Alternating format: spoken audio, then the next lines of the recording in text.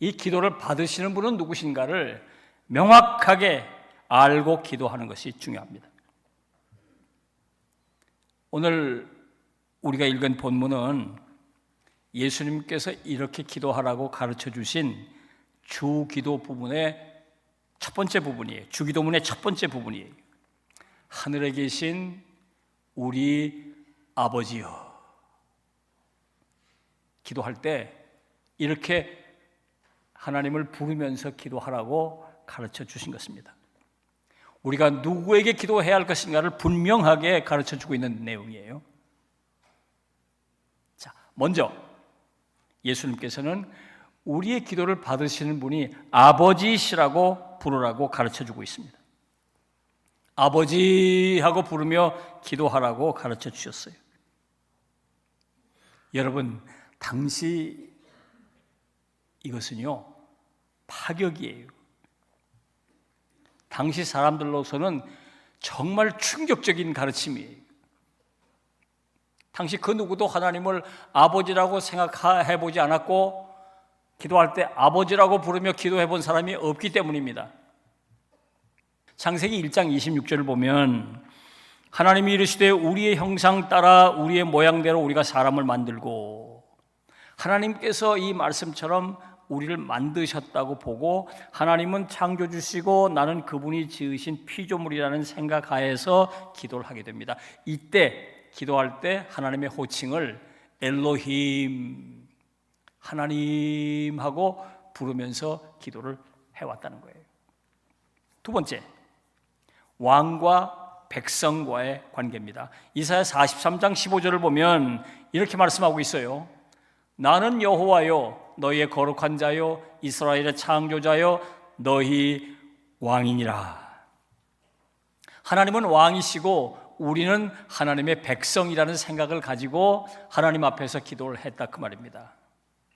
이런 생각으로 기도할 때 기도를 받으시는 하나님을 뭐라고 불렀냐면 여호와요, 여호와라, 여호와요 하고 그분을 부르면서 기도했습니다. 그리고 또 하나, 주와 종의 관계입니다. 시편 86편 15절을 보면 이렇게 말씀하고 있습니다. 주여, 주는 긍휼이 많으시고 은혜로우시며 노하기를 더디하시고 인자와 진리가 풍성하신 하나님이시오니. 하나님과 나와의 관계를 주인과 종의 관계로 생각하면서 하나님 앞에 기도했다는 거예요. 이때 저들이 불렀던 호칭은 아도나이, 주여, 주라고 하는 말이에요. 주여. 자, 이런 식으로 하나님을 부르면서 그 당시에 기도를 해왔어요. 자, 이런 호칭들의 공통된 이미지가 있죠. 한마디로 말하면 가까이 하기에는 너무 먼 당신이, 가까이 하기엔 너무 먼 당신, 너무 거룩하시고 다가가기에 너무 어려운 분이시라는 이미지입니다.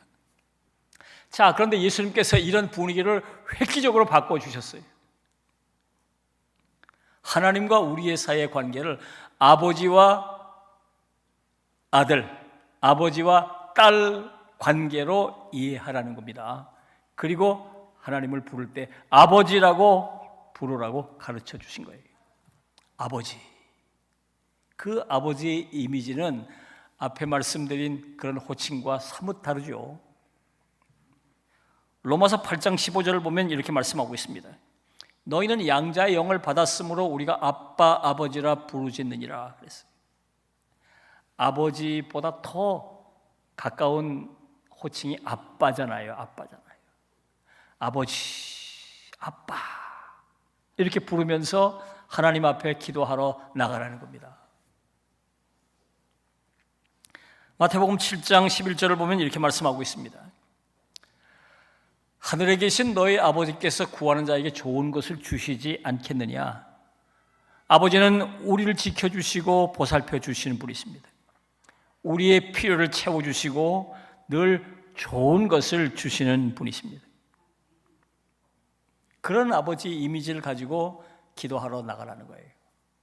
요한복음 1장 12절을 보면 영접하는 자에게는 하나님의 자녀가 되는 권세를 주셨으니 언제라도 달려가면 늘 문을 열고 받아주시고 품어주시는 분이시라는 거예요.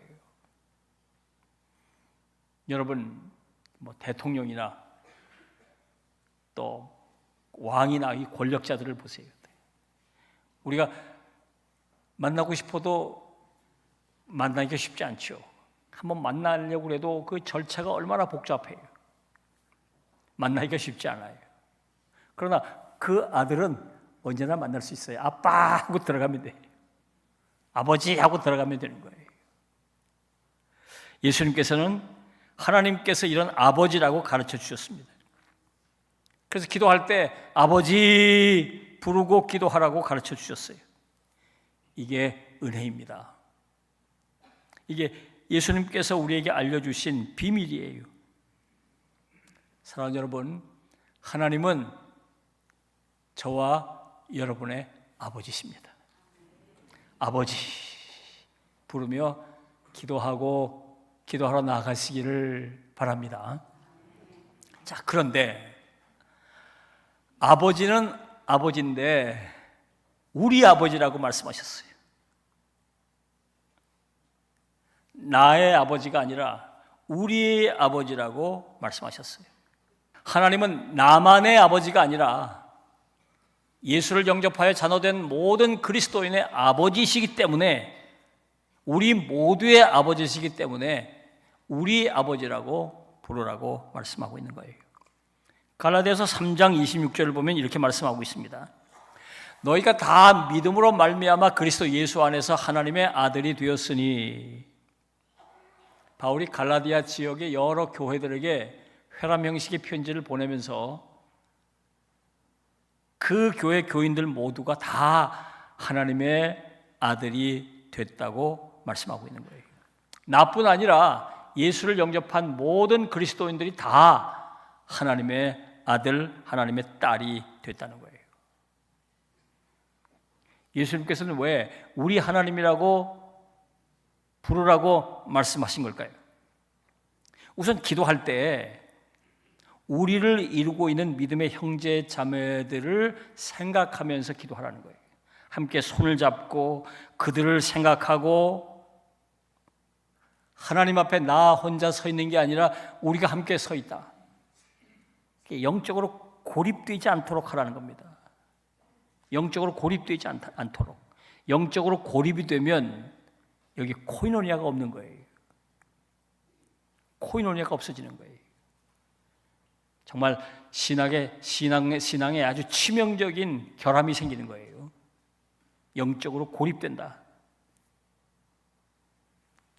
그 다음에 자기중심적 기도를 드리지 말라는 거죠. 드리지 말라는 거예요.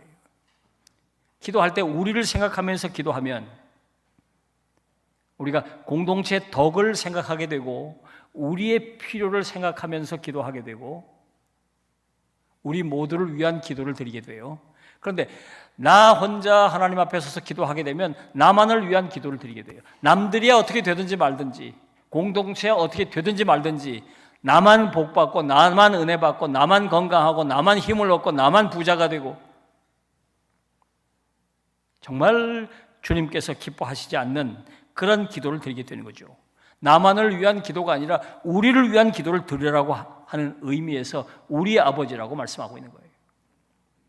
그리고 중보 기도를 드리라는 거죠. 우리 아버지라고 부르게 될 때 우리를 생각하면 우리 안에 기도로 도와야 할 사람들이 생각이 나잖아요. 그들을 위해서 중보하며 기도하게 되는 것입니다.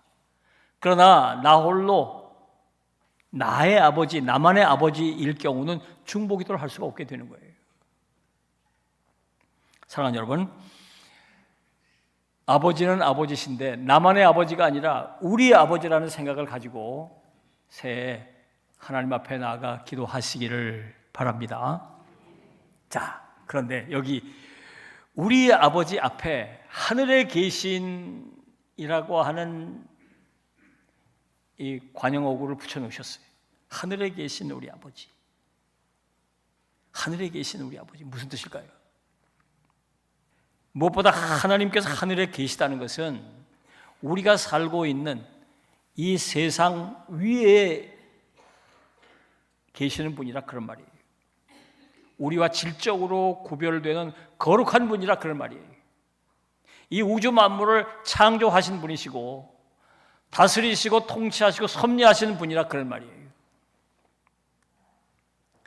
하나님을 이렇게 하늘에 계신 분이라고 생각하게 되면 우리의 기도가 달라집니다. 기도의 내용이 달라지고 기도의 자세, 태도가 달라지죠. 우선 기도를 찬양과 감사로 시작하게 돼요. 에베소 1장 3절을 보면 이렇게 말씀하고 있습니다. 찬송하리로다 하나님 곧 우리 주 예수 그리스도의 아버지께서 그리스도 안에서 하늘에 속한 모든 신령한 복을 우리에게 주시되 그랬어요. 바울이 기도를 시작하면서 하나님을 찬양하지 않을 수 없는 거죠. 하나님은 하늘에 계신 분이시니까 위대한 분이시고 우주 만물을 다스리시고 통치하시는 분이시고 은혜를 베푸시는 분이시기 때문에 그분을 찬양하지 않을 수가 없는 거죠. 기도를 찬양으로부터 시작할 수밖에 없는 거예요. 요한복음 11장 41절을 보면 이렇게 말씀하고 있습니다. 예수께서 눈을 들어 우러러 보시고 이르시되 아버지여 내 말을 들으신 것을 감사하나이다. 예수님께서 나사로를 살리시기 직전 아버지께 기도하실 때 감사부터 하셨다는 거예요. 감사 기도부터. 그리고 나서 이제 나사로를 살려달라고 하는 기도를 나중에 드리시게 되는 거예요. 먼저 감사 기도부터 드리게 되는 것입니다. 하나님 앞에 자기가 간구할 내용이 있지만 먼저 하나님을 찬양하고 하나님께 감사할 수밖에 없는 거죠. 왜? 그분은 하늘에 계신 분이시니까. 거룩한 분이시고 위대한 분이시고 은혜를 베푸시는 분이시기 때문에. 누가복음 18장 13절을 보면 이렇게 말씀하고 있습니다. 세리는 멀리 서서 감히 눈을 들어 하늘을 쳐다보지도 못하고 다만 가슴을 치며 이르되 하나님이여 불쌍히 여기소서 나는 죄인이로소이다. 세리가 하나님 앞에 서서 기도를 하는데 하나님 생각만 해도 자기가 지은 죄가 생각이 나서 하나님 앞에 불쌍히 여겨달라고 자비를 구하지 않을 수 없는 거예요. 고개를 숙이고 하나님 앞에 불쌍히 여겨달라고 기도할 수밖에 없는 거죠. 겸손해질 수밖에 없는 거예요. 하늘에 계신 우리 아버지, 우리 하나님 앞에 정말 겸손하게 고개를 숙이고 자비를 구하게 됩니다. 자, 이 하늘에 계신이라고 하는 표현과 우리의 아버지가 붙어 있다는 거예요. 이게 붙어 있다. 이게 아주 절묘한 가르침이에요. 하나님께서는 하늘에 계신 분, 거룩하고 전능하시고 위대하신 분이시죠. 감히 그 이름조차 우리가 부르기 어려운 분이시죠. 그러나 그분이 나의 아버지시라는 거예요. 우리의 아버지시라는 거예요. 우리의 아버지시라는 거예요. 그러니까 아버지께 나아갈 수 있는 특권을 우리가 받아 누리고 있다는 거예요. 감히 누구도 나아갈 수 없는 그런 분이시지만 우리는 그분의 자녀가 됐기 때문에 담대하게 나갈 수 있다는 거예요. 히브리서 4장 16절을 보면 이렇게 말씀하고 있어요. 그러므로 우리는 긍휼하심을 받고 때를 따라 돕는 은혜를 얻기 위하여 은혜의 보좌 앞에 담대히 나아갈 것이니라. 하나님 앞에 우리는 담대하게 나아갈 수가 있어요. 왜? 거룩하고 위대한 분이시지만 우리 아버지시기 때문에 아버지, 아빠 하고 나갈 수 있다 그 말이에요. 주님께서 우리에게 이런 특권을 누리며 기도하라고 가르쳐 주셨어요. 사랑하는 여러분, 우리가 기도할 때 내가 지금 누구에게 기도하는가를 정확히 알고 기도하실 필요가 있어요. 호칭이 참 중요해요. 어떻게 하나님을 부르며 나갈 것인가. 새해는 하나님 우리 아버지 부르면서 하나님께 더 열심히 나아가 기도하시는 한 해가 되시기를 주님의 이름으로 부탁합니다. 기도하겠습니다. 주신 말씀을 생각하면서 하나님 앞에 결단의 기도, 다짐의 기도를 드리겠습니다. 다 같이 기도하겠습니다.